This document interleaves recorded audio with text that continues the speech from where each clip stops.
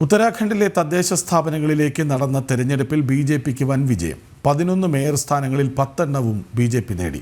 മിക്കയിടത്തും കോൺഗ്രസ് മൂന്നാമതായി. വിവരങ്ങളുമായി എസ് നന്ദഗോപൻ ചേരുന്നു. നന്ദഗോപൻ പറയൂ.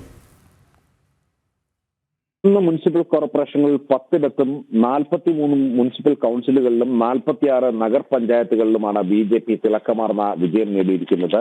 ഡെറാഡൂൺ, ഋഷികേശ്, കാശിപൂർ, ഹരിദ്വാർ, റൂർക്കി, കോട്ദ്വാർ, രുദ്രാപൂർ, അൽമോറ, പിത്രാഗഡ്, ഹൽദ്വാനി എന്നീ മുനിസിപ്പൽ കോർപ്പറേഷനുകളാണ് ബി.ജെ.പി വിജയിച്ചിരിക്കുന്നത്. പൗരി ജില്ലയിലെ ശ്രീനഗർ മുനിസിപ്പൽ കോർപ്പറേഷനിൽ സ്വതന്ത്ര സ്ഥാനാർത്ഥിയായ ആരതി ഭണ്ഡാരിയാണ് വിജയിച്ചത്. അതായത് മുനിസിപ്പൽ കോർപ്പറേഷനിലേക്ക് നടന്ന തെരഞ്ഞെടുപ്പിൽ എവിടെയും കോൺഗ്രസിന് വിജയം കണ്ടില്ല എന്നുള്ളതാണ്. 2018 നടന്ന 2 മേയർ സീറ്റുകൾ നേടിയ കോൺഗ്രസിന് ഇത്തവണ കനത്ത തിരിച്ചടിയാണ് ലഭിച്ചത്. മുനിസിപ്പൽ കൗൺസിലിലേക്ക് ബി.ജെ.പിക്കും സ്വതന്ത്രർക്കും പിന്നിലാണ് കോൺഗ്രസ് എന്നുള്ളതാണ്. അതായത് കോൺഗ്രസ് 3ാം സ്ഥാനത്തേക്ക് ഭൂരിഭാഗം മേഖലകളിലും തള്ളപ്പെട്ടു എന്നുള്ളതാണ് യാഥാർത്ഥ്യം.